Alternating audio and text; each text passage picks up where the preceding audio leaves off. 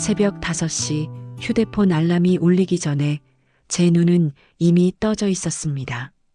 오랜 습관이 된 탓인지 요즘은 알람 소리를 듣는 일이 거의 없고 그냥 자연스럽게 이 시간이 되면 눈이 떠집니다. 경비실 작은 침대에서 몸을 일으키자 삐걱거리는 소리가 작은 방 안에 울려 퍼졌습니다. 창문 밖은 아직 어두웠고 가을 새벽은 여름보다 한결 선선했습니다. 저는 올해 72살이고 이 아파트 경비원으로 일한 지는 3년째입니다. 간단히 세수를 하고 경비복으로 갈아입은 뒤 거울에 비친 제 모습을 잠깐 바라봤습니다. 허연 머리에 주름진 얼굴을 보니 세월이 참 빠르다는 생각이 들었습니다. 전기포트에 물을 끓여 인스턴트 커피를 탔는데 설탕은 넣지 않았습니다. 쓴맛에 이제는 익숙해졌기 때문입니다. 따뜻한 커피를 한 모금 마시며 경비실 창문 밖을 내다보니 아파트 단지는 아직 고요했고 가끔 이른 출근을 하는 차량 한두 대가 지하주차장으로 들어가는 소리만 들릴 뿐이었습니다. 저는 이 시간이 좋습니다. 조용하고 평화로워서 아무도 저를 찾지 않고 저도 누구에게도 설명할 필요가 없는 시간이기 때문입니다. 5시 30분 경비실 문을 열고 밖으로 나서자 선선한 공기가 얼굴을 스쳤습니다. 깊게 숨을 들이마시니 상쾌했고 어디선가 가을 낙엽 타는 냄새가 희미하게 풍겨왔습니다. 오늘도 해야 할 일들이 있습니다. 단지 내 쓰레기 분리수거함 정리, 아파트 입구 청소, 택배 보관함 확인 같은 것들인데 별것 아닌 일들이지만 누군가는 해야 하는 일들이고 저는 이 일들을 성실히 합니다. 사람들은 제가 그저 평범한 경비원인 줄만 압니다. 조용하고 말수 적으며 성실하게 일하는 일은 넘은 노인, 그게 전부라고 생각하는 것 같습니다. 하지만 제 안에는 아무도 모르는 이야기가 있습니다. 무겁고 아프며 때로는 견디기 힘든 이야기가 말입니다. 휴대폰을 꺼내 시간을 확인하니 6시가 다 되어가고 있었습니다. 곧 이른 출근을 하는 사람들이 나올 시간이었기에 저는 경비실로 돌아와 자리에 앉았습니다. 오늘도 하루가 시작됩니다. 그저 평범한 경비원 김석환의 하루가 말입니다. 오전 8시가 되자 아파트 단지가 분주해지기 시작했습니다. 출근하는 사람들, 아이들을 학교에 데려다주는 학부모들, 그리고 아침 운동을 나가시는 어르신들로 로비가 북적였습니다. 저는 경비실 앞에 서서 지나가는 분들께 가볍게 인사를 건넸습니다. 안녕히 다녀오세요. 대부분은 고개를 끄덕이며 답례를 해주시고 어떤 분들은 그냥 지나가십니다. 괜찮습니다. 저도 한때는 그렇게 바쁘게 살았으니까요. 그때였습니다. 엘리베이터 앞에서 한 외국인 부부가 당황한 표정으로 서 있는 게 보였습니다. 남편으로 보이는 남자분이 엘리베이터 버튼을 계속 눌러보고 있었고 아내로 보이는 여자분은 휴대폰을 들여다보며 무언가를 검색하고 있었습니다. 저는 그쪽으로 걸어갔습니다. 가까이 다가가니 두 사람이 대화를 나누고 있었는데 걱정스러운 목소리였습니다. 실례합니다. 제가 말을 걸자 두 분이 저를 돌아봤습니다. 저는 자연스럽게 영어로 상황을 설명했습니다. 엘리베이터가 정기 점검 중이라 오전 10시까지는 사용할 수 없고 비상계단을 이용하셔야 한다고 말입니다. 그리고 비상계단 위치와 몇 층에 사시는지 물어본 뒤 짐이 많으시면 제가 도와드리겠다고 덧붙였습니다. 두 분의 얼굴에 안도의 표정이 번졌습니다. 남자분이 유창한 영어로 감사하다는 인사를 건넸고 저는 괜찮다며 웃어 보였습니다. 그 모습을 지켜보던 몇몇 주민분들의 표정이 조금 놀란 듯 보였습니다. 602호에 사시는 김 사장님께서 저를 보며 말씀하셨습니다. 경비 아저씨, 영어 잘하시네요? 어디서 배우셨어요? 저는 애매하게 웃으며 대답했습니다. 그냥 옛날에 조금 배웠습니다.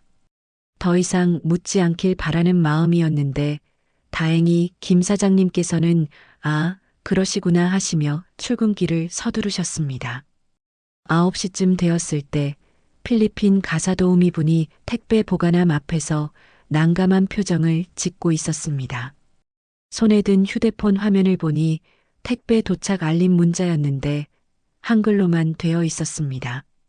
제가 다가가서 영어로 물었습니다. 무슨 문제라도 있으세요? 그분은 반가운 표정으로 저를 보며 자신의 택배를 찾고 싶은데 어느 보관함에 있는지 모르겠다고 했습니다. 저는 문자를 보고 보관함 번호를 알려드렸고 함께 택배를 찾아드렸습니다. 정말 감사합니다. 아저씨는 영어를 정말 잘하시네요. 그분의 말에 저는 그저 미소만 지었습니다. 10시가 조금 넘었을 때 미국인 교수 부부가 아들과 함께 로비로 내려왔습니다. 아이는 한국 초등학교 3학년쯤 되어 보였는데 표정이 우울해 보였습니다. 교수님께서 저를 보시더니 영어로 말씀하셨습니다. 경비원님, 우리 아이가 학교 생활에 적응을 못하고 있어요. 한국어가 서툴러서 친구들과 어울리기가 힘든가 봐요. 저는 아이의 눈높이에 맞춰 무릎을 굽히고 앉았습니다. 그리고 부드러운 목소리로 영어로 물었습니다. 학교가 어때? 어려운 게 있니? 아이는 조금 망설이다가 대답했습니다. 애들이 저한테 말을 안 걸어요. 제가 한국말을 잘 못해서. 저는 고개를 끄덕이며 말했습니다. 그럴 수 있어. 하지만 너는 2가지 언어를 할 수 있잖아. 그건 정말 대단한 거야. 조금만 시간이 지나면 한국어도 잘하게 될 거고, 그럼 친구들도 많이 생길 거야. 힘들 때는 선생님한테 얘기하고, 아저씨한테도 언제든 이야기해도 돼. 아이의 표정이 조금 밝아졌고, 교수 부부도 고마워하며 학교로 향했습니다. 그 모습을 지켜보던 관리실 직원 박 대리님이 저에게 다가와 말했습니다. 경비 아저씨, 영어 진짜 잘하시네요.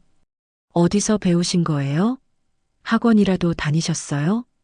저는 쓸쓸하게 웃으며 대답했습니다. 긴 이야기입니다. 더 이상의 질문을 원치 않는 제 표정을 읽었는지 박 대리님은 아, 그러시구나 하며 관리실로 돌아갔습니다. 경비실로 돌아와 의자에 앉았습니다. 커피를 한 모금 마시며 창밖을 바라봤습니다. 사람들은 궁금해합니다. 경비원 주제에 왜 영어를 그렇게 잘하느냐고요. 무슨 사연이 있느냐고요. 하지만 제가 어떻게 설명할 수 있겠습니까? 제 인생이 항상 이랬던 건 아니라고. 한때는 저도 화려한 삶을 살았었다고. 하지만 그 모든 것을 잃었고, 이제는 이렇게 조용히 살고 있다고. 그리고 그 모든 것의 시작에 제가 저지른 큰 잘못이 있다고. 말할 수 없습니다. 아무에게도. 창밖으로 가을 하늘이 맑게 보였습니다. 점심시간이 되어 경비실에서 간단히 도시락을 먹고 있었습니다. 밥을 먹으며 문득 생각했습니다. 제 인생이 항상 이랬던 건 아니었다고요. 1990년대 초반, 그때 저는 35살이었습니다. 대학에서 영문학을 전공했고 졸업 후 운 좋게 대기업 통역부서에 들어갈 수 있었습니다. 처음에는 작은 회의 통역부터 시작했지만 제 실력을 인정받으면서 점점 더 큰 일들을 맡게 되었습니다. 38살 때 저는 국내 최고의 대기업 전속 동시통역사가 되었습니다. 회장님의 해외 순방을 수행하고 중요한 국제회의에서 통역을 담당했으며 때로는 청와대 행사에도 불려가곤 했습니다. 기억합니다. 비즈니스 클래스 비행기 좌석에 앉아 샴페인을 마시던 순간들을요. 고급 호텔 스위트룸에서 창밖 야경을 바라보던 밤들을요. 명함을 건넬 때마다 사람들이 오, 대단하시네요 라고 말하던 그 표정들을요. 저는 자부심이 있었습니다. 제가 하는 일이 중요하다고 생각했고 제 능력이 특별하다고 믿었습니다. 그리고 솔직히 말하자면 조금은 교만했습니다. 아내는 항상 조심스럽게 말했습니다. 여보, 너무 무리하지 마요. 몸 상할까 걱정돼요. 하지만 저는 대수롭지 않게 여겼습니다. 괜찮아요. 이게 내일인데 뭐. 우리 아들은 그때 초등학생이었습니다. 아빠, 오늘 학교에서 그림 그리기 대회가 있었는데 내가 1등 했어. 전화기 너머로 들려오는 아들의 신난 목소리. 하지만 저는 프랑크푸르트 공항 대합실에 있었습니다. 그래, 아빠가 집에 가면 보여줘. 아빠 지금 바빠서. 응, 알았어 아빠. 조심히 와. 전화를 끊고 나서도 아들의 목소리가 귓가에 맴돌았지만 곧 다음 회의 자료를 확인하느라 잊어버렸습니다. 아들의 학부모 상담날, 저는 싱가포르에 있었습니다. 아들의 운동회 날, 저는 도쿄에 있었습니다. 아들의 생일날, 저는 어디에 있었는지 기억도 나지 않습니다. 아내가 보내온 사진 속에서 아들은 케이크 앞에 앉아 환하게 웃고 있었습니다. 하지만 그 옆자리, 아버지가 앉아야 할 자리는 비어 있었습니다. 미안해 아들아. 다음에는 꼭 같이 있을게. 제가 돌아오면 항상 하던 말이었습니다. 그리고 아들은 항상 이렇게 대답했습니다. 괜찮아요, 아빠. 아빠 바쁘신 거 알아요. 아빠는 대단한 일 하시잖아요.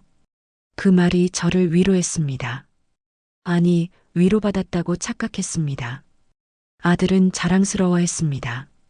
친구들에게 말했다고 합니다. 우리 아빠는 대통령도 만나. 우리 아빠는 영어도 엄청 잘해.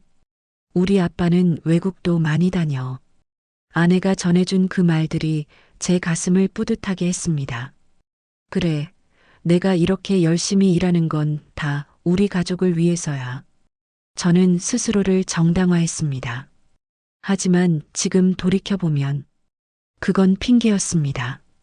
제가 일을 사랑했고 그 화려함을 즐겼으며 사람들의 인정을 좋아했던 것 뿐입니다. 가족은 뒷전이었습니다. 어느 날 아들이 중학생이 되었을 때였습니다. 제가 한 달 만에 집에 돌아왔는데 아들이 문을 열어주더니 이렇게 말했습니다. 아빠 왔어요? 그때의 그 톤이 마치 이웃 아저씨를 대하는 것 같았습니다. 친근하지만 거리가 있는 가슴이 뜨끔했습니다. 하지만 저는 그것조차 대수롭지 않게 넘겼습니다. 사춘기니까 그럴 수 있지. 그렇게 스스로를 또 속였습니다. 고등학생이 된 아들과는 대화가 더 줄었습니다. 제가 집에 있어도 아들은 자기 방에만 있었고 저는 피곤하다는 핑계로 거실 소파에서 뉴스만 봤습니다. 아들아, 학교 어때? 네, 잘 다니고 있어요. 공부는? 네, 하고 있어요. 그게 전부였습니다. 아버지와 아들의 대화가. 대학생이 된 아들은 더 이상 제게 많은 것을 말하지 않았습니다. 대학 생활이 어떤지, 무엇을 공부하는지, 친구들은 있는지, 고민은 없는지, 저는 아무것도 몰랐습니다. 알려고 하지도 않았습니다. 여전히 저는 바빠서요. 50대가 된 저는 더욱 바빴습니다. 후배들을 가르치고 더 큰 프로젝트를 맡고 더 중요한 자리에 참석했습니다. 그리고 그때 그 일이 일어났습니다. 경비실 밖에서 누군가 노크하는 소리가 들렸습니다. 저는 황급히 정신을 차리고 문을 열었습니다. 경비원님, 1층 복도에 택배 몇 개 놔뒀는데 좀 정리해 주세요. 아, 네. 바로 하겠습니다. 문을 닫고 깊게 숨을 들이마셨습니다. 과거는 과거일 뿐입니다. 하지만 그 무게는 여전히 무겁습니다. 오후 2시 아파트 단지는 한산했습니다.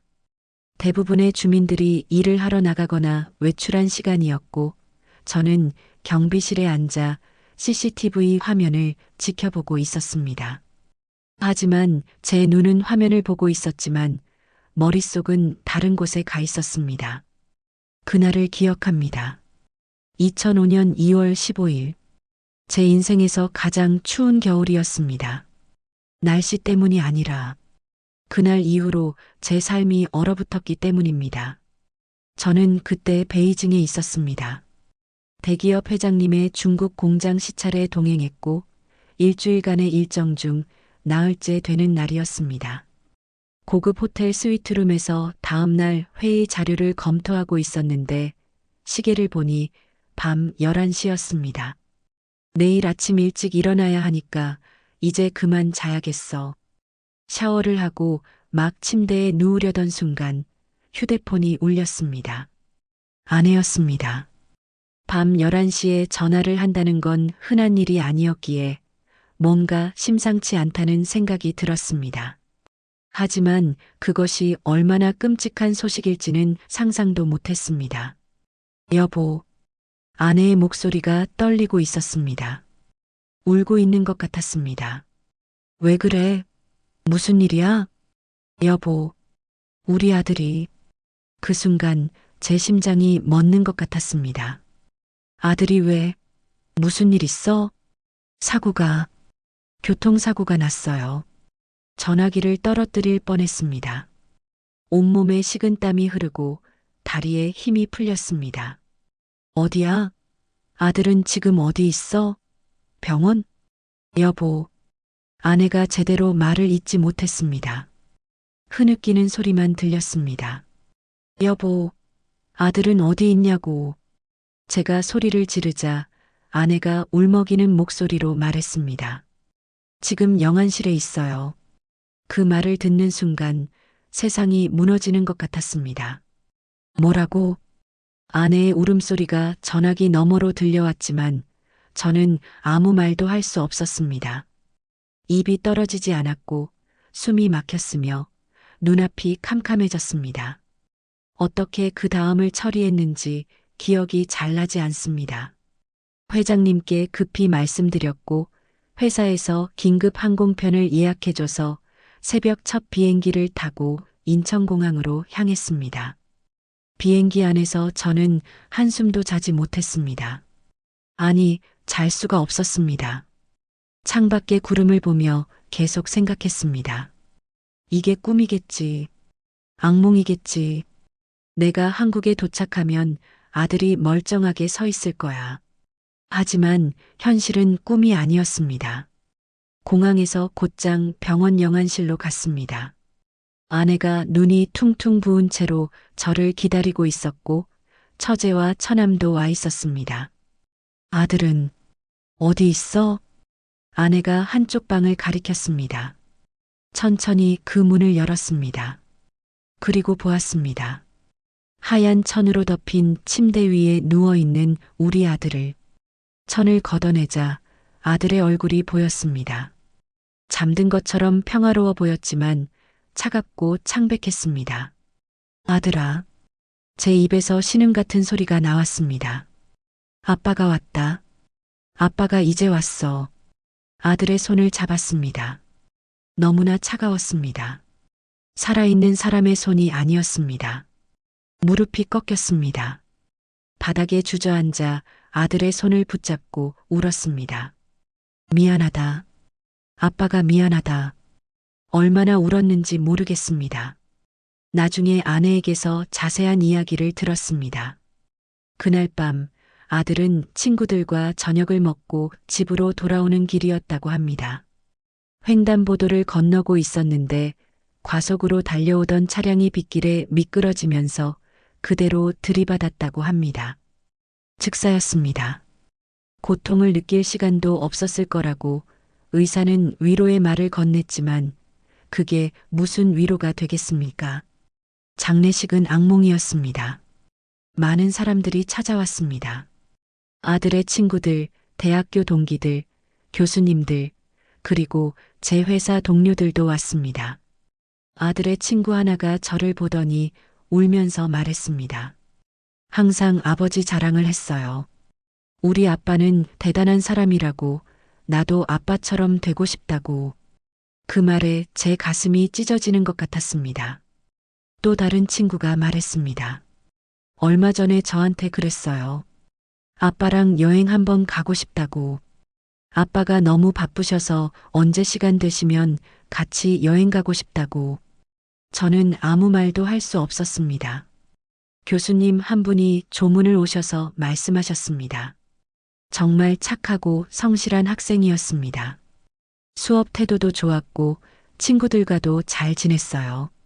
다만 가끔 아버지 이야기를 할 때면 조금 쓸쓸한 표정을 짓더군요. 그 말이 비수처럼 제 가슴을 찔렀습니다. 3일장을 치르는 동안 저는 거의 정신이 없었습니다. 문상객들을 맞이하고 절을 받고 인사를 나누었지만 제 영혼은 그곳에 없었습니다. 장례를 마치고 집으로 돌아왔습니다. 아들의 방문을 열었습니다.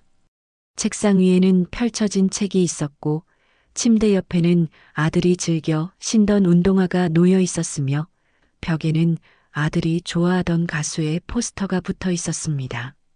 모든 것이 그대로였습니다. 아들만 없었습니다. 책상 서랍을 열었습니다. 그 안에서 낡은 엽서 하나를 발견했습니다. 제가 런던 출장 갔을 때 아들에게 보낸 엽서였습니다. 10년도 더 된 것이었는데 아들은 여전히 소중하게 간직하고 있었습니다. 엽서에는 제 글씨로 이렇게 적혀 있었습니다.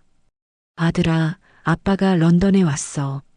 이곳 시계탑이 정말 멋있다. 다음에 같이 오자. 사랑한다.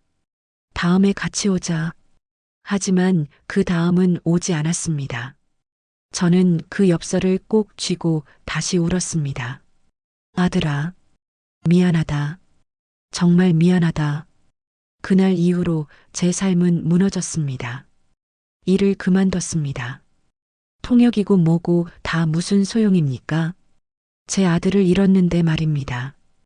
회사에서는 만류했습니다. 석환 씨, 좀 쉬었다가 다시 생각해 보세요. 일을 하면 오히려 마음이 나아질 수도 있습니다. 하지만 저는 고개를 저었습니다. 아닙니다. 저는 이제 아무것도 하고 싶지 않습니다. 집에만 틀어박혀 있었습니다. 아내는 제 옆에서 같이 슬퍼하면서도 저를 위로하려고 애썼습니다. 여보, 우리가 이렇게 무너지면 안 돼요. 우리라도 강해져야 해요. 하지만 저는 듣지 않았습니다. 내가 어떻게 강해집니까? 내 잘못으로 아들을 잃었는데 당신 잘못이 아니에요. 사고였어요. 아니요. 내 잘못이 맞아요. 저는 소리쳤습니다. 내가 아들과 시간을 보냈어야 했어요. 내가 옆에 있었어야 했어요. 내가 제대로 된 아버지였다면.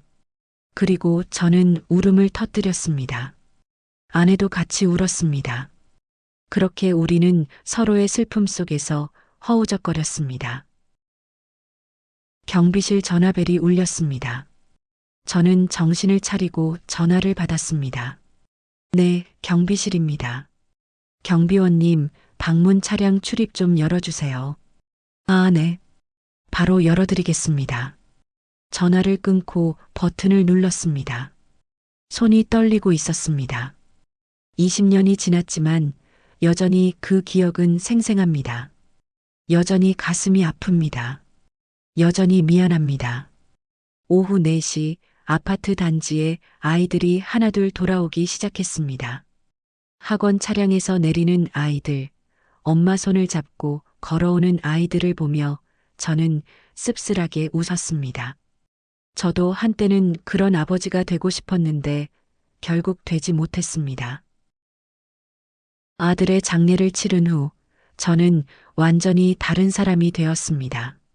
처음 한 달은 그냥 멍하니 있었습니다. 침대에 누워 천장만 바라보거나 거실 소파에 앉아 텔레비전을 켜놓고도 무엇이 나오는지 보지 못했습니다. 밥도 제대로 먹지 않았고 씻지도 않았으며 집 밖으로 나가지도 않았습니다. 아내가 걱정스러운 목소리로 말했습니다. 여보, 밥이라도 좀 먹어요.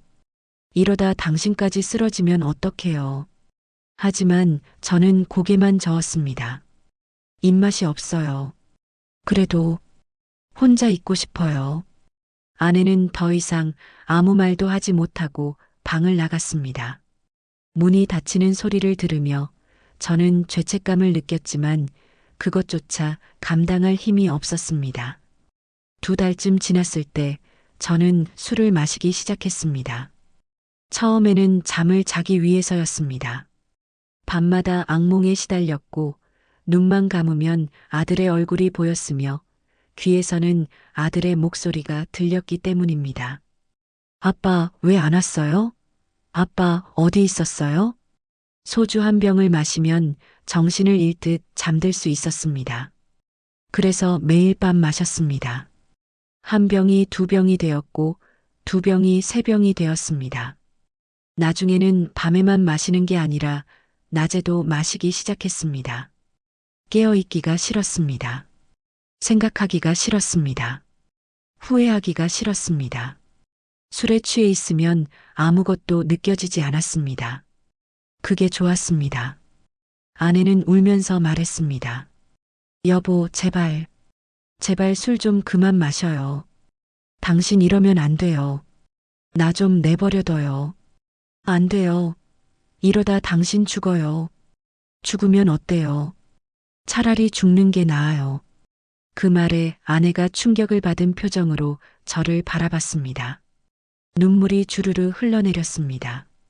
당신 지금 무슨 말을 하는 거예요? 저는 대답하지 않았습니다.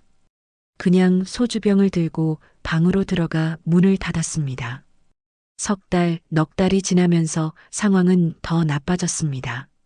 저는 거의 매일 취해 있었고 아내와의 대화는 거의 없어졌으며 집안은 점점 황폐해져 갔습니다. 어느 날 아내의 동생이 찾아왔습니다. 처남은 저를 보더니 한숨을 쉬었습니다. 매영, 이러시면 안 됩니다. 누나가 얼마나 힘들어하는지 아세요? 저는 고개를 숙인 채 대답하지 않았습니다. 그 일은 정말 안타깝습니다. 저도 조카를 정말 아꼈었습니다. 하지만 매영, 이렇게 사시면 아들이 하늘에서 얼마나 슬퍼하겠습니까? 그 말에 제 안에서 뭔가 터졌습니다. 아들이 슬퍼한다고요? 내 아들이? 저는 소리쳤습니다. 내 아들은 이미 죽었어요. 이젠 이 세상에 없다고요. 그런데 내가 어떻게 살아요? 내가 어떻게... 처남은 놀란 표정으로 저를 바라봤고 아내는 구석에서 울고 있었습니다. 저는 집을 나왔습니다. 소주 몇 병을 사들고 한강변으로 갔습니다. 벤치에 앉아 혼자 술을 마시며 강물을 바라봤습니다. 여기서 뛰어내리면 다 끝날까? 그런 생각도 했습니다. 하지만 그럴 용기도 없었습니다. 그냥 술을 마셨습니다. 계속 마셨습니다. 그날 밤 어떻게 집에 돌아왔는지 기억나지 않습니다. 아침에 눈을 떠보니 집 앞 계단에 쓰러져 있었습니다. 아내가 저를 집 안으로 끌고 들어왔고 침대에 눕혀주었습니다. 여보, 우리 병원 가요. 상담이라도 받아봐요. 제발. 하지만 저는 고개를 저었습니다. 필요 없어요. 그렇게 또 한 달이 지났습니다. 어느 날 아침 아내가 제 앞에 서서 말했습니다. 여보, 저는 이제 못 견디겠어요. 아내의 목소리가 차가웠습니다. 저도 힘들어요. 저도 아들을 잃었어요. 저도 매일 울어요.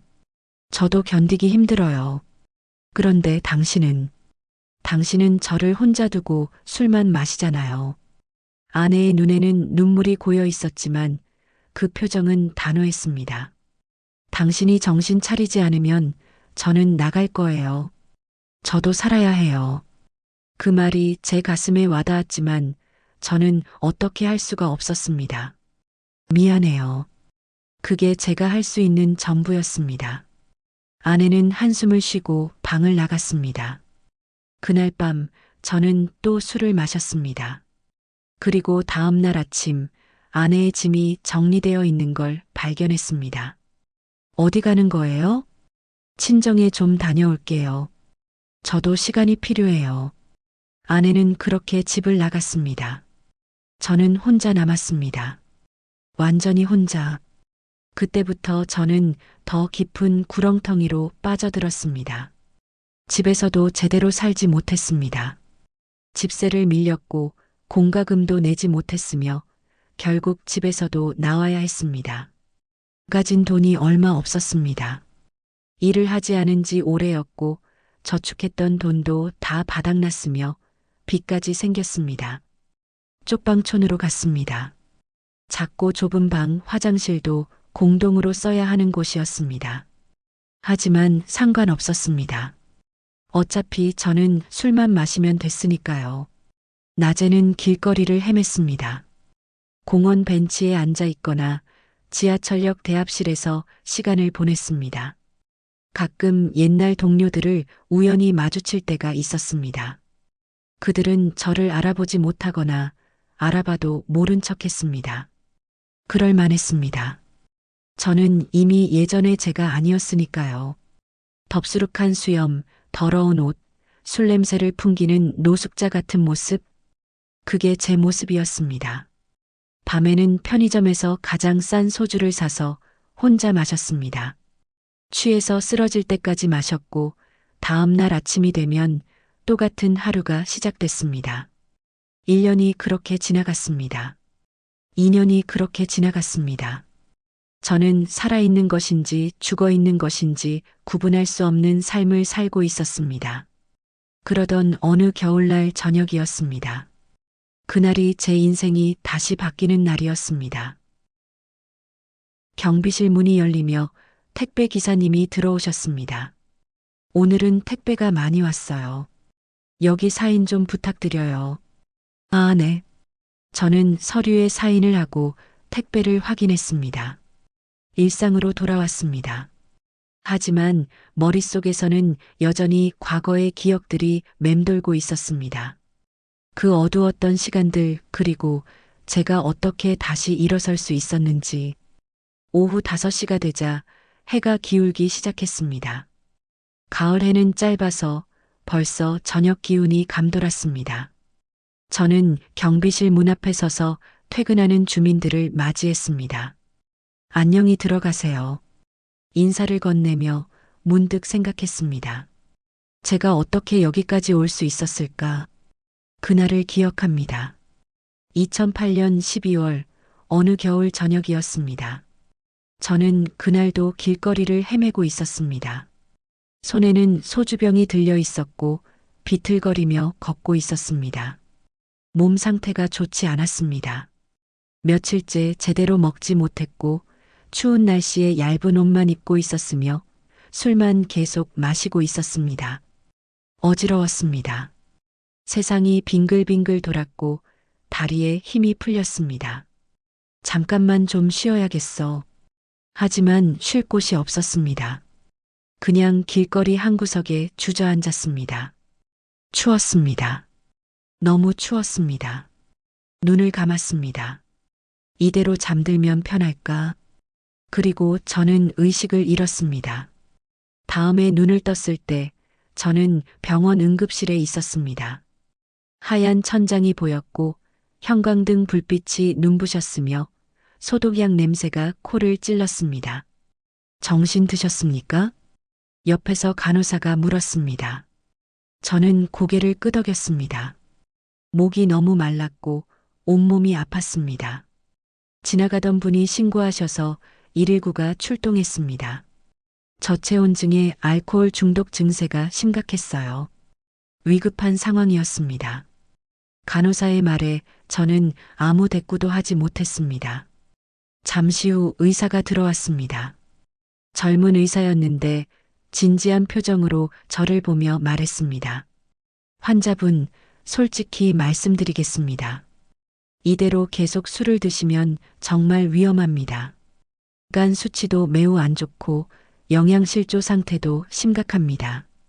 오늘 같은 일이 또 일어나면 그땐 정말 의사는 말을 잇지 못했습니다. 하지만 무슨 뜻인지 알 수 있었습니다. 다음에는 살아나지 못할 수도 있다는 뜻이었습니다. 알겠습니다. 저는 그렇게 대답했지만 사실 별 감흥이 없었습니다.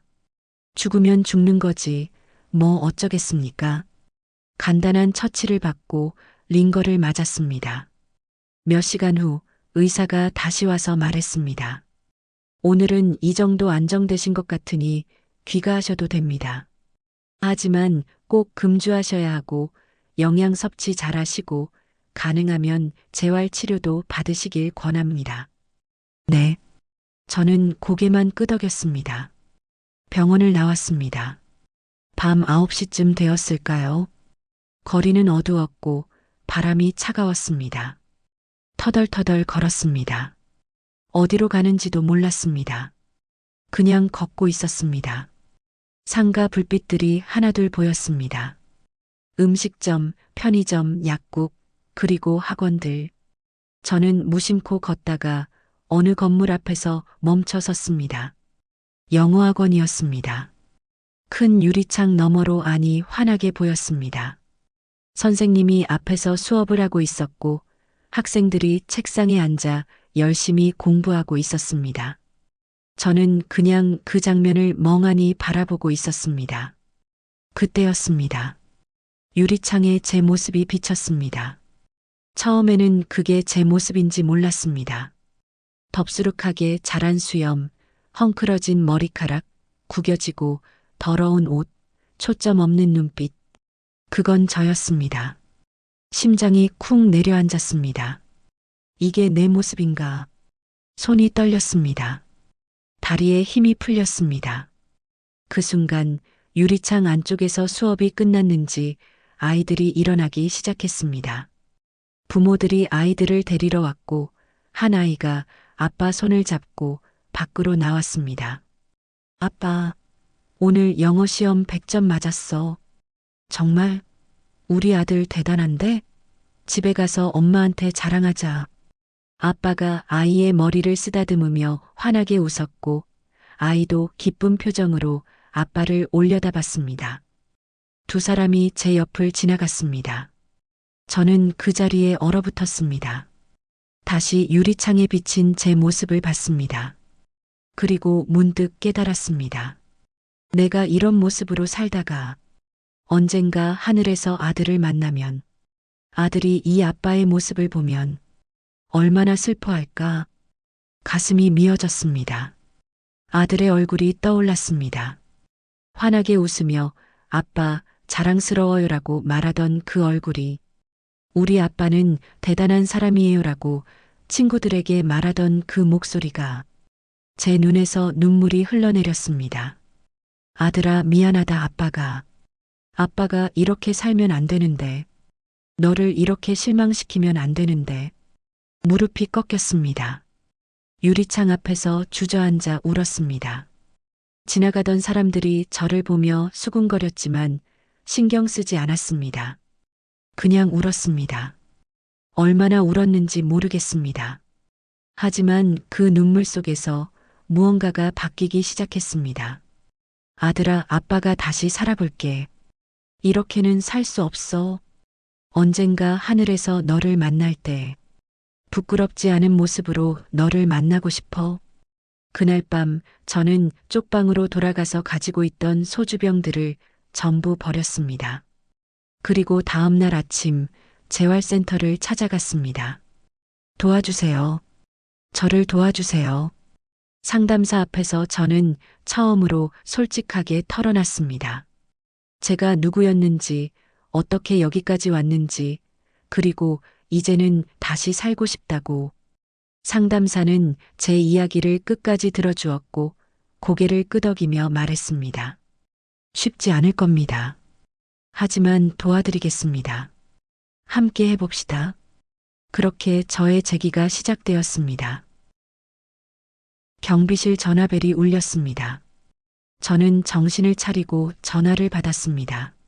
네, 경비실입니다. 경비원님, 오늘 고생 많으셨어요. 저녁 잘 드세요. 관리소장님의 따뜻한 목소리였습니다. 감사합니다. 소장님도 퇴근 잘하세요. 전화를 끊고 창밖을 바라봤습니다. 그날의 유리창, 그날의 깨달음, 그것이 저를 다시 살게 만들었습니다. 저녁 6시, 저는 경비실을 정리하며 오늘 하루를 마무리하고 있었습니다. 야간 근무 경비원이 곧 출근할 시간이었습니다. 문득 생각했습니다. 제가 여기까지 오는데 얼마나 긴 시간이 걸렸는지를요. 재활센터는 쉽지 않았습니다. 처음 한 달은 금단 증상과의 싸움이었습니다. 손이 떨렸고 식은땀이 흘렀으며 밤마다 악몽에 시달렸습니다. 술이 너무나 마시고 싶었지만 꾹 참았습니다. 상담사는 매주 저를 만나 주었습니다. 제 이야기를 들어주었고 조언을 해주었으며 포기하지 말라고 격려해 주었습니다. 김석환 씨, 오늘은 어떠셨어요? 힘들었습니다. 계속 술 생각이 나요. 그럴 수 있어요. 하지만 여기까지 오셨잖아요. 조금만 더 힘내세요. 1년이 걸렸습니다. 그제야 술 없이도 하루를 견딜 수 있게 되었습니다. 상담사가 말했습니다. 이제 다음 단계로 넘어가야 할 것 같아요.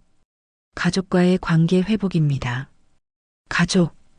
아내와는 연락이 끊긴 지 오래였습니다. 제가 쪽방에서 살 때 아내가 몇 번 찾아왔었지만 저는 문을 열어주지 않았습니다. 제 비참한 모습을 보여주고 싶지 않았기 때문입니다. 하지만 이제는 달랐습니다. 재활센터 상담사의 도움으로 아내의 연락처를 알아냈고 용기를 내어 전화를 걸었습니다. 여보세요? 오랜만에 듣는 아내의 목소리였습니다.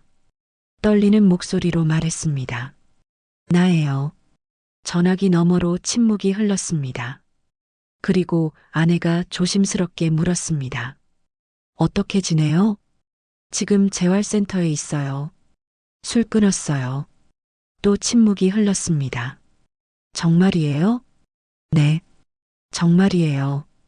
그리고 미안해요. 정말 미안해요. 아내가 울기 시작했습니다. 전화기 너머로 흐느끼는 소리가 들렸습니다. 여보, 나도 미안해요.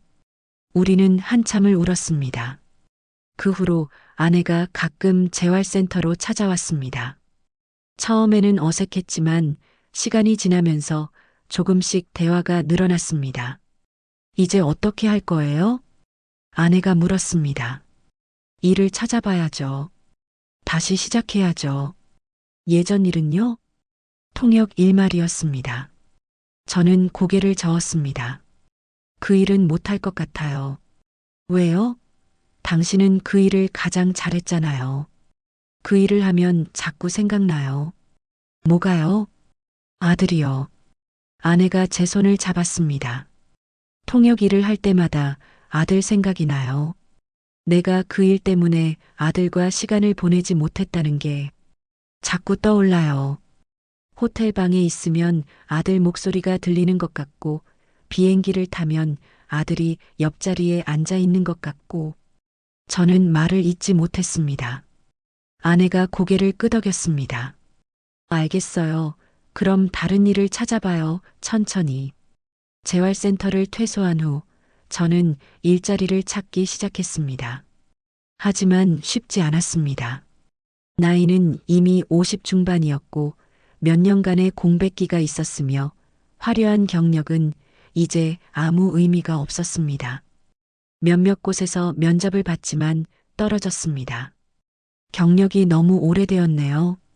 나이가. 죄송합니다. 낙담했지만 포기하지 않았습니다. 결국 작은 식당에서 설거지 일을 구했습니다.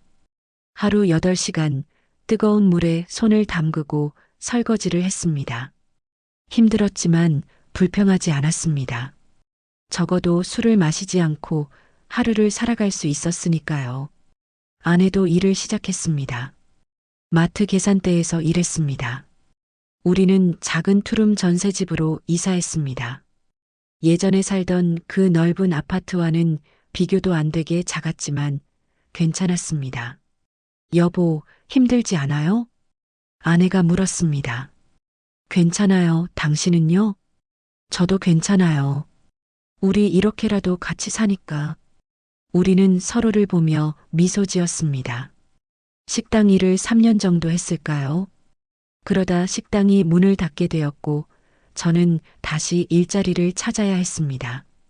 이번에는 청소 일을 구했습니다. 오피스 빌딩 청소였는데 새벽 5시에 출근해서 오전 9시까지 일하는 자리였습니다. 그것도 몇 년 했습니다. 시간이 흘렀습니다. 60대가 되었고 65살이 되었으며 또다시 시간은 달려 70살이 되었습니다. 체력이 예전 같지 않았습니다. 청소일이 점점 힘들어졌고 무릎도 아프고 허리도 자주 아팠습니다. 여보, 이제 좀 쉬는 게 어때요? 아내가 걱정스러운 목소리로 말했습니다. 아직 괜찮아요. 하지만 사실은 힘들었습니다. 그러던 어느 날 청소하던 빌딩 게시판에서 구인 공고를 봤습니다. 아파트 경비원 모집, 60세 이상 우대, 숙식 제공, 경비원.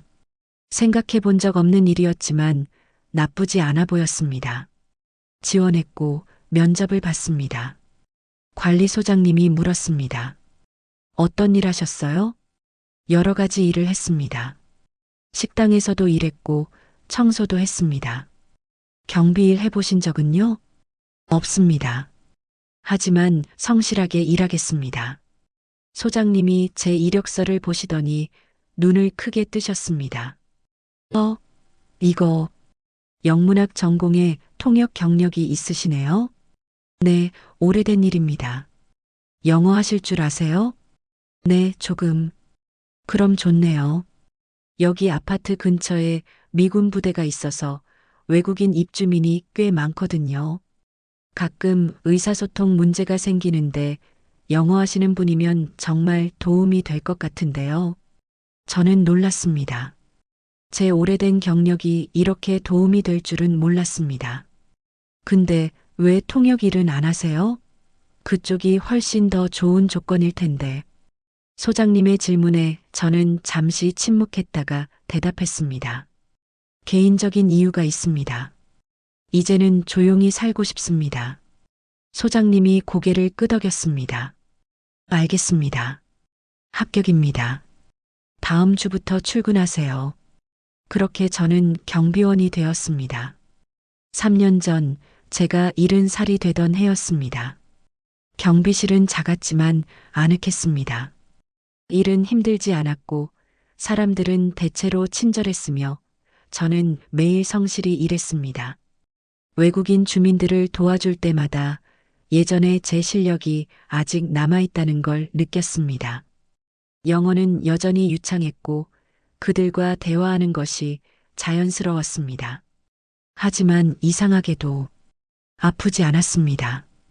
통역 일을 할 때는 항상 아들 생각에 가슴이 아팠는데 경비원으로 외국인들을 도와줄 때는 그렇지 않았습니다.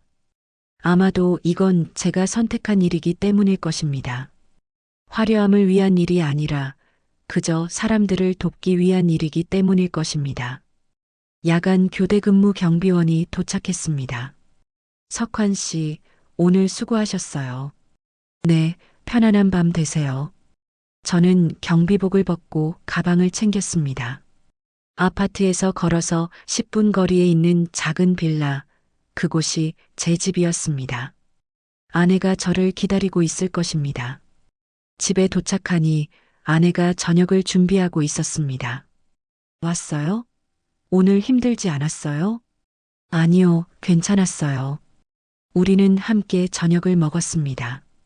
김치찌개였는데 여전히 맛있었습니다. 밥을 먹으며 창밖을 바라봤습니다. 작은 집이지만 아내와 함께 있으니 따뜻했습니다. 식사 후 저는 작은 책상 앞에 앉았습니다. 책상 위에는 아들 사진이 놓여 있었습니다. 저는 사진을 들여다보며 조용히 말했습니다. 아들아, 아빠 오늘도 성실히 일했어. 자랑스러워 할 만하지? 사진 속 아들은 환하게 웃고 있었습니다. 다음 날 아침 저는 어김없이 새벽 5시에 눈을 떴습니다. 오늘은 금요일이었습니다. 주말을 앞둔 금요일은 주민들의 표정도 조금 더 밝아 보였습니다. 경비실 문을 열고 밖으로 나가 신선한 공기를 마셨습니다. 가을 아침 공기는 여전히 상쾌했고 하늘은 맑았습니다. 오전 일과를 마치고 경비실로 돌아왔을 때 이전에 도움을 준 미국인 교수 부부가 로비로 내려오는 게 보였습니다. 지난번에 학교 적응이 힘들다던 그 아들과 함께였습니다. 아이의 표정이 지난번보다 훨씬 밝아 보였습니다. 교수님이 저를 보시더니 반갑게 다가오셨습니다. 경비원님, 좋은 소식이 있어요. 무슨 일이십니까? 우리 아이가 학교에서 친구가 생겼대요. 한국어도 많이 늘었고요. 저는 아이에게 영어로 물었습니다. 정말이니? 친구가 생겼어? 아이가 환하게 웃으며 대답했습니다. 네, 준호라는 친구가 생겼어요. 그 친구가 저한테 한국어 가르쳐주고 저는 그 친구한테 영어 가르쳐줘요. 와, 정말 멋진데? 서로 배우는 거네. 네. 그리고 선생님이 저를 칭찬해 주셨어요. 영어 시간에 발표 잘했다고요. 저는 아이의 머리를 쓰다듬으며 말했습니다. 정말 잘했어. 아저씨가 말했지? 조금만 시간이 지나면 다 괜찮아질 거라고. 아이의 부모가 고마워하며 말씀하셨습니다. 경비원님 덕분이에요. 지난번에 아이를 격려해 주신 게 정말 큰 힘이 됐어요. 아닙니다. 아이가 잘한 거죠. 그들이 학교로 향하는 모습을 보며 저는 마음이 따뜻해지는 걸 느꼈습니다. 작은 일이지만 누군가에게 도움이 된다는 것. 그게 좋았습니다. 점심시간쯤 이전에 만났던 필리핀 가사도우미 분이 경비실로 찾아왔습니다. 손에는 작은 봉투를 들고 있었습니다. 경비 아저씨, 이거 드세요. 이게 뭡니까? 제가 만든 필리핀 간식이에요. 지난번에 택배 찾는 거 도와주셔서 감사해서요. 아니에요. 그런 건 제 일인데요. 이렇게까지 하실 필요 없는데. 하지만 그분은 웃으며 봉투를 제 손에 쥐어줬습니다. 아니에요. 한국 와서 영어 통하는 사람 만나기 힘든데 경비 아저씨는 영어도 잘하시고 친절하세요. 정말 고마워요. 저는 감사하다고 인사했고 그분은 환하게 웃으며 돌아갔습니다. 봉투를 열어보니 달콤한 냄새가 나는 간식이 들어 있었습니다. 하나 맛을 보니 정말 맛있었습니다. 오후 2시쯤 관리소장님이 경비실로 왔습니다. 석환 씨, 잠깐 이야기 좀 할까요? 네, 소장님. 소장님께서 의자에 앉으며 말씀하셨습니다. 석환 씨, 입주민들한테 평가가 정말 좋아요. 특히 외국인 입주민들이 석환 씨를 많이 찾더라고요. 과찬이십니다. 아니에요. 솔직히 처음에 석환 씨 뽑을 때 나이가 많은 게 좀 걱정되긴 했어요. 근데 정말 잘하시네요. 성실하시고 친절하시고 영어도 잘하시고. 소장님께서 잠시 머뭇거리시더니 조심스럽게 물으셨습니다. 그런데 석환 씨, 궁금한 게 있어요. 실례가 안 된다면 왜 통역 일을 그만두셨어요? 이력서 보니까 정말 대단한 경력이시던데. 저는 잠시 침묵했습니다. 이야기해야 할까요? 아니면 그냥 넘어가야 할까요? 하지만 소장님의 눈빛이 진심으로 궁금해 하시는 것 같아서 저는 조심스럽게 입을 열었습니다. 개인적인 일이 있었습니다. 아들을 잃었습니다. 소장님의 표정이 굳어졌습니다. 아, 죄송합니다. 제가 실례를. 아닙니다. 오래된 일입니다. 언제? 20년 전쯤입니다. 교통사고였어요. 소장님께서 한숨을 쉬셨습니다. 그런 일이 정말 힘드셨겠어요. 힘들었습니다. 솔직히 한동안 제대로 살지 못했습니다. 방황도 많이 했고요. 저는 쓸쓸하게 웃었습니다. 통역 일을 하면 자꾸 아들 생각이 났습니다. 그 일 때문에 아들과 시간을 보내지 못했다는 게 자꾸 떠올라서요. 그래서 그만뒀습니다. 소장님께서 고개를 끄덕이셨습니다. 이해합니다. 그런데 지금은 괜찮으세요? 저는 잠시 생각했습니다. 괜찮냐고요? 완전히 괜찮은 건 아닙니다. 아들 생각은 여전히 나고 가슴은 여전히 아픕니다. 하지만 조금은 괜찮아진 것 같습니다. 다행이네요. 경비 일을 하면서 사람들을 도울 수 있어서 좋습니다. 특히 외국인 주민분들이 힘들어 하실 때 제가 도움을 드릴 수 있다는 게 의미 있게 느껴집니다. 소장님께서 따뜻한 미소를 지으셨습니다. 석환 씨, 정말 대단하세요. 그런 어려움을 겪고도 이렇게 다시 일어서시다니. 아닙니다. 저는 그냥 하루하루를 살아가는 것 뿐입니다. 소장님께서 일어나시며 제 어깨를 가볍게 두드리셨습니다. 앞으로도 잘 부탁드려요. 네, 소장님. 오후 5시 퇴근 시간이 되자 주민들이 하나둘 돌아오기 시작했습니다. 602호 김 사장님께서 저를 보더니 말씀하셨습니다. 경비 아저씨, 제가 오늘 회사에서 외국인 바이어랑 미팅했는데요. 영어로 대화하다가 막히는 부분이 있었어요. 통역사가 있었는데도 뭔가 미묘한 뉘앙스 전달이 안 되더라고요. 저는 그러셨군요라고만 대답했습니다. 경비 아저씨는 영어 정말 잘하시던데 어디서 배우신 거예요? 학원이요? 아닙니다. 일하면서 배웠습니다. 일하면서요? 무슨 일 하셨는데요? 저는 잠시 망설였지만 솔직하게 대답했습니다. 통역 일했습니다. 김 사장님께서 눈을 크게 뜨셨습니다. 네, 통역사셨어요? 그런데 왜 지금? 이제는 이 일이 더 좋습니다. 저는 미소를 지으며 그렇게 대답했습니다. 김 사장님께서는 뭔가 더 물어보고 싶은 표정이었지만 제 표정을 보시고는 그냥 고개를 끄덕이셨습니다. 그렇군요. 각자 사정이 있는 거겠죠. 아무튼 경비 아저씨 덕분에 외국인 주민들이 정말 편해하는 것 같아요. 감사합니다.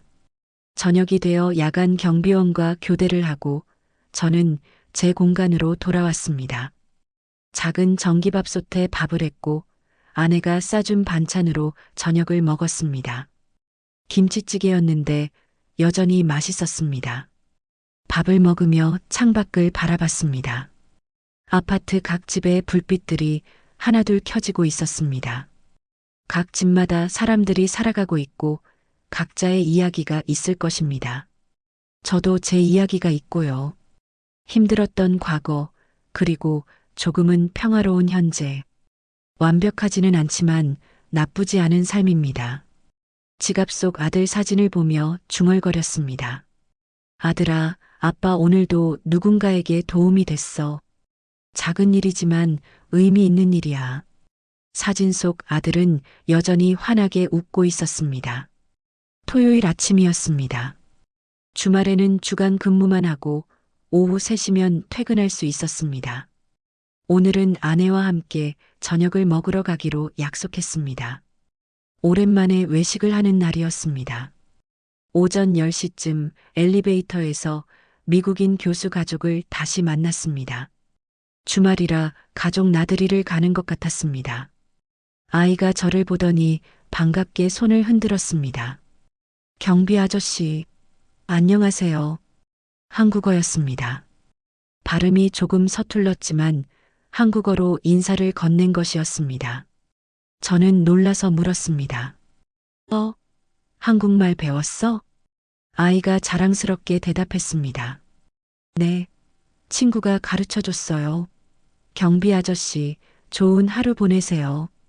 교수 부부도 웃으며 인사를 했고 저는 흐뭇한 마음으로 그들을 배웅했습니다. 점심시간이 지나고 경비실에 혼자 앉아 있었습니다. 창밖으로 가을 햇살이 따스하게 비쳐 들어왔고 단지 내 나무들의 잎사귀가 노랗고 빨갛게 물들어 있었습니다. 문득 오래전 기억이 떠올랐습니다. 아들이 초등학생이었을 때 가을 소풍을 다녀오며 낙엽을 주워왔던 적이 있었습니다. 아빠, 이거 봐요. 예쁘죠? 아들이 손바닥만 한 단풍잎을 들고 환하게 웃었습니다. 그래, 정말 예쁘다. 아빠랑 같이 산에 가고 싶어요. 단풍 구경하러요. 그래, 다음에 꼭 가자. 하지만 그 다음은 오지 않았습니다. 저는 깊게 숨을 들이마셨습니다. 가슴이 아렸지만 예전처럼 무너질 것 같지는 않았습니다. 이제는 받아들일 수 있게 되었습니다. 아들이 떠났다는 것을, 그리고 그것이 제 잘못이었다는 것을. 하지만 동시에 제가 여전히 살아가고 있다는 것도, 그리고 조금씩 나아지고 있다는 것도 받아들일 수 있게 되었습니다. 오후 3시 야간 주말 근무자와 교대를 하고 집으로 향했습니다. 집에 도착하니 아내가 외출 준비를 하고 있었습니다. 깔끔하게 머리를 손질하고 옷도 단정하게 입었습니다. 준비 다 됐어요? 네, 어디 갈 건데요? 그냥 근처 식당이요. 당신이 좋아하는 삼겹살집. 좋아요. 우리는 손을 잡고 집을 나섰습니다. 식당으로 가는 길, 아내가 조심스럽게 말했습니다. 여보, 다음 주가 우리 아들 생일이에요. 제 발걸음이 잠시 멈췄습니다. 알고 있어요. 어떡할까요? 예전처럼 보러 갈까요? 저는 고개를 끄덕였습니다. 네, 가요. 함께 가요. 아내가 제 손을 꽉 잡았습니다. 여보, 많이 좋아졌네요. 예전에는 그날만 되면 술 마시고 울기만 했잖아요. 이제는 괜찮은 거죠? 저는 잠시 생각했습니다. 괜찮냐고요? 완전히 괜찮은 건 아니에요. 여전히 보고 싶고, 여전히 미안하고, 여전히 가슴이 아파요. 하지만 이제는 살아갈 수 있게 됐어요. 아들이 하늘에서 저를 보고 있다고 생각하면 제대로 살아야 한다고 생각하게 돼요. 아내가 눈물을 글썽이며 웃었습니다. 그래요. 그렇게 생각하는 게 맞아요. 우리 아들도 그걸 바랄 거예요. 우리는 식당에 도착했고 조용히 식사를 했습니다. 삼겹살을 구우며 아내와 이런저런 이야기를 나눴습니다. 아파트 주민들 이야기, 아내의 일 이야기, 그리고 주말에 함께 영화를 보러 가자는 이야기도 했습니다. 평범한 대화였지만 따뜻했습니다. 식사를 마치고 집으로 돌아오는 길, 우리는 공원을 지나갔습니다. 벤치에 앉아 잠시 쉬었습니다. 하늘을 올려다보니 별들이 반짝이고 있었습니다. 여보, 저 별들 중에 하나가 우리 아들일까요? 아내의 물음에 저는 미소를 지었습니다. 그럴 수도 있죠. 저기 어딘가에서 우리를 보고 있을 거예요. 그럼 우리 잘 살고 있다고 보이겠네요? 네. 그랬으면 좋겠어요. 집으로 돌아와 잠자리에 들기 전 저는 책상 앞에 앉았습니다. 아들 사진을 꺼내 들었습니다. 낡은 지갑 속에 간직하고 있던 또 다른 사진도 꺼냈습니다. 아들이 대학교 입학식 때 찍은 사진이었습니다. 행복한 표정으로 환하게 웃고 있는 모습이었습니다. 사진 뒷면에는 아들의 글씨로 이렇게 적혀 있었습니다. 아빠 사랑해요. 자랑스러워요. 저는 그 글씨를 쓰다듬으며 조용히 말했습니다. 아들아, 아빠는 이제 괜찮아. 매일 사람들을 돕고 있어. 외국에서 온 사람들이 힘들어할 때 아빠가 영어로 도와줘. 아이들이 학교 적응 못할 때 아빠가 격려해줘. 큰일은 아니지만 누군가에게는 작은 도움이 되더라. 아빠가 너한테 해주지 못한 것들을 이제라도 다른 사람들에게 해주고 있어. 언젠가 하늘에서 만나면 아빠 이 모습 보여줄 수 있을 것 같아. 그때는 부끄럽지 않게. 아빠는 더 이상 유리창에 비친 그 초라한 모습이 아니야. 이제는 매일 성실히 일하고 사람들을 돕고 내 엄마와 함께 묵묵히 살아가고 있어. 완벽하지는 않지만 최선을 다하고 있어. 사랑하는 아들아, 아빠를 용서해 주겠니? 눈물이 흘러내렸습니다. 하지만 이번에는 절망의 눈물이 아니었습니다. 치유의 눈물이었습니다. 사진을 가슴에 안고 저는 오랫동안 앉아 있었습니다. 창밖에서 달빛이 들어왔고 세상은 고요했습니다. 그리고 저는 평화를 느꼈습니다. 완전하지는 않지만 조금씩 찾아오는 평화를. 다음 날 아침 일요일이었습니다. 저는 아내와 함께 아들을 보러 갔습니다. 아들아, 아빠 왔어. 엄마도 왔고. 잘 지내고 있니? 아빠는 이제 괜찮아. 내가 자랑스러워할 만한 아빠가 되려고 노력하고 있어. 오래 걸렸지? 미안해. 하지만 이제는 제대로 살아보려고 노력하고 있어. 바람이 불었습니다. 나뭇잎들이 바스락거렸고 어디선가 새소리가 들렸습니다. 마치 아들이 대답하는 것 같았습니다. 괜찮아요, 아빠. 잘하고 있어요. 저는 미소를 지었습니다. 돌아가는 길 아내가 말했습니다. 여보, 이제 정말 괜찮아 보여요. 우리 아들도 기뻐할 거예요. 그랬으면 좋겠어요. 우리는 손을 잡고 걸었습니다. 앞으로도 힘든 날이 있을 것입니다.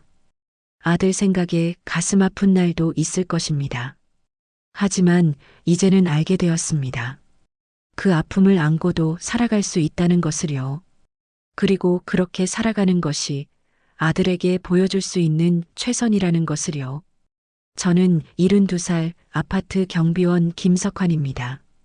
화려한 과거는 있었지만 이제는 평범한 현재를 살아갑니다. 하지만 이 평범함 속에서 저는 의미를 찾았습니다. 사람들을 돕는 일, 성실하게 사는 일, 그리고 아들을 기억하며 살아가는 일. 그것이 제 삶입니다. 유리창 앞에서 깨달은 그날 이후로 저는 달라졌습니다. 그리고 앞으로도 계속 조금씩 나아질 것입니다. 아들이 자랑스러워할 만한 아버지가 되기 위해 하늘에서 다시 만날 그날까지.